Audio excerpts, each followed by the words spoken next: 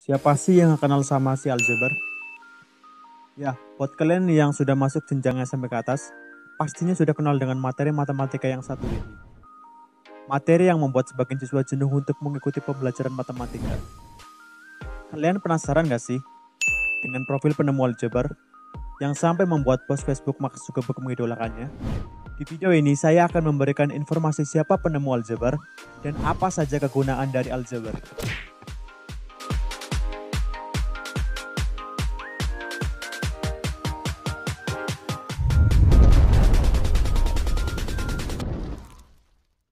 Penemu aljabar sekaligus angka nol dan algoritma adalah Al-Khawarizmi. Nama lengkapnya Muhammad Ibnu Musa Al-Khawarizmi. Ini barat dikenal sebagai Al-Khawarizmi, Al-Khwarizmi, Al-Hawmisi, Al-Harizmi, Algoritmi, Algorismi, dan beberapa cara ejaan lainnya. Al-Khawarizmi yang berasal dari Persia lahir sekitar tahun 780 di Khawarizmi, sekarang Hiva, Uzbekistan, dan wafat sekitar tahun 850 di Baghdad. Dalam beberapa tulisan sejarah diketahui bahwa ketika masih kecil, kedua orang tuanya pindah ke sebuah tempat di selatan kota Baghdad. Sehingga di kota besar pusat ilmu pengetahuan inilah dia meniti karirnya sebagai seorang ilmuwan. Al-Khawarizmi diperkirakan hidup pada masa Khalifah Al-Ma'mun dari dinasti Abbasiyah. Dia bekerja sebagai anggota Bait Al-Hikmah, sebuah lembaga penerjemah dan penelitian ilmu pengetahuan di kota Baghdad. Karya pertama Al-Khawarizmi adalah Aljabar, buku yang membahas solusi sistematik dari linear dan notasi kuadrat. Hal ini sangat penting sebagai sebuah gerakan revolusioner dari konsep matematika Yunani yang berdasarkan pada geometri. Aljabar merupakan penggabungan teori yang memungkinkan angka rasional, irasional, dan magnitudo geometri jadi objek-objek aljabar. Al-Khawarizmi juga berjasa dalam mengembangkan tabel sinus, kosinus, dan trigonometri. Dia menulis buku yang membahas beberapa soal hitungan dan asal-usul angka, serta sejarah angka-angka yang sedang tetap digunakan di seluruh dunia. Melalui beliaulah, orang-orang Eropa belajar menggunakan angka nol untuk mempermudah hitungan puluhan, ratusan, ribuan, dan seterusnya. Dengan penggunaan angka tersebut, maka kata Arab sirf yang artinya nol atau kosong serap ke dalam bahasa Prancis menjadi kata chiffre, dalam bahasa Jerman menjadi cipher, dan dalam bahasa Inggris menjadi chipper.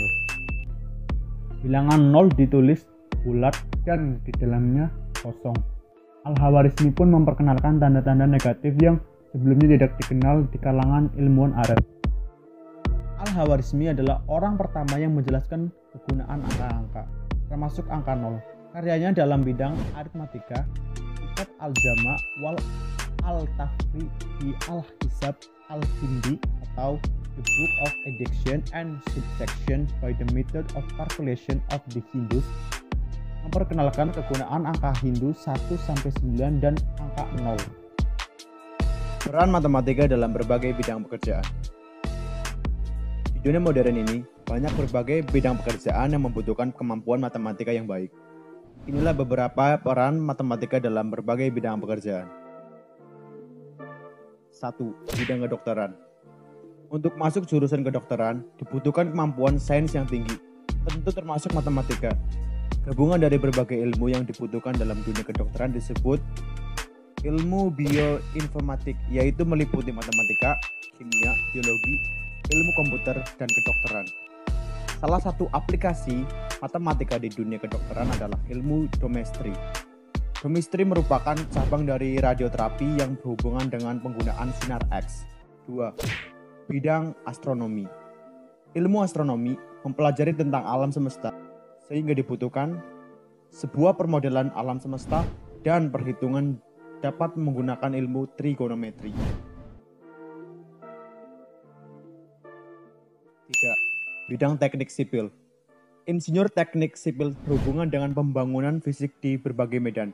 Oleh karena itu, membutuhkan seorang superior yang berhubungan dengan pengukuran permukaan bumi yang digambarkan melalui peta atau digital. Ilmu matematika yang berhubungan dengan pengukuran ini adalah trigonometri. 4. Bidang arsitektur. Ilmu arsitektur berhubungan dengan membuat bangunan, Seorang arsitek bertugas mendesain sebuah bangunan yang tentu membutuhkan ketelitian dalam pengukurannya. Untuk itu, dibutuhkan kemampuan penguasaan ilmu matematika diantaranya trigonometri, kalkulus, trigonometri, dan finite math. 5. Bidang mesin. Bidang teknik adalah bidang yang tidak akan terlepas dari matematika. Salah satu teknik mesin, kalkulus adalah salah satu ilmu matematika yang wajib dikuasai dalam ilmu teknik mesin. 6. Bidang teknik informatika. Ketika membahas aplikasi dan pemrograman komputer, maka itu artinya harus membahas matematika karena ilmu komputer merupakan aplikasi dari matematika. Berbagai ilmu matematika yang diterapkan di bidang teknik informatika yaitu probabilitas, algoritma, kalkulus, dan logika matematika. 7. Bidang asuransi. Ada ilmu matematika yang sangat penting sekali dalam bidang asuransi yaitu ilmu peluang. Di bidang asuransi harus ada yang dapat menghitung peluang pada kasus asuransi yang disebut aktuaris. Aktuaris adalah seorang yang menguasai ilmu aktuaria. 8. Bidang manajemen. Ilmu manajemen berhubungan dengan seorang manajer di sebuah perusahaan. Seorang manajer operasional harus menguasai manajemen operasi yang merupakan matematika terapan riset operasi. Pendekatan matematika yaitu permodelan matematika, analisis statistik, dan teori optimasi matematis.